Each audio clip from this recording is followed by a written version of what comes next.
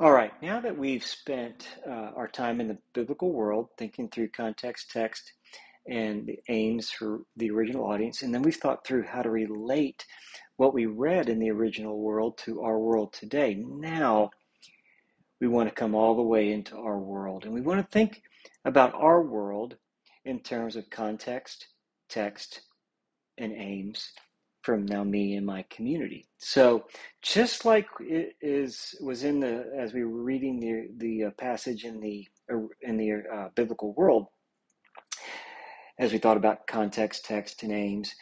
Now also as we bring it back into our world, we want to think in terms of our context, how the text speaks to us, and then aims for me and my community.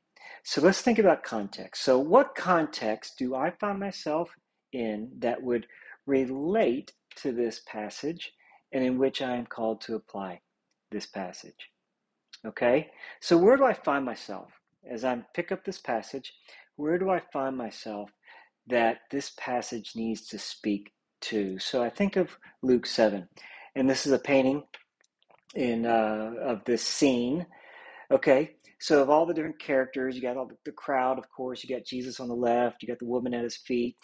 I'm assuming they're the Pharisees with the white turbans on their head over on the right that are wondering. Um, and so, where do you find yourself in this story? Some of you may find yourself like the woman who she comes in desperate. She comes in broken, and and so you may find yourself as you pick up this passage one day, and you are feeling this acutely, and so you feel like you're the woman, and in that way, then you want to read the passage kind of through the lens of this woman, and what God ends up ultimately saying to you through this passage would be things that would relate to the woman. But others of you, and me included, oftentimes can feel like the grumbling Pharisee who sees little need for forgiveness and therefore little love and affection for Christ. And so you may find yourself as you come to this passage more like the Pharisee. So what's the context that you find yourself in? Genesis 21, similarly, you may feel like you are Hagar in the desert with her son about to die, okay? And that's a legitimate place to be where you're crying out, but very similarly, you may feel like you're an Israelite, like the Israelites who also feel like God has abandoned you, has given you very little in terms of provision, and you spend your time complaining. And so instead of crying out like Hagar in your desperation, you find yourself complaining in your desperation. And so, in that way, this passage, that's the context in which you find yourself. And then when we think of Ephesians,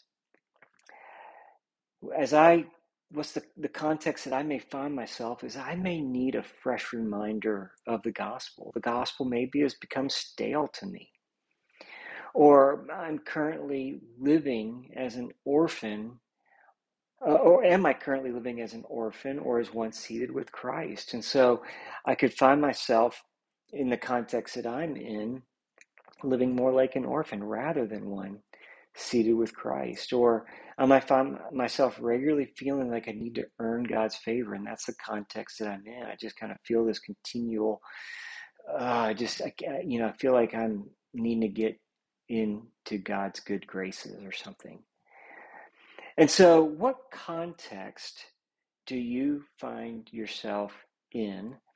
Um, and then, as you determine or understand more of the context and how your context relates to that passage, you'll be able to then relate that passage to yourself.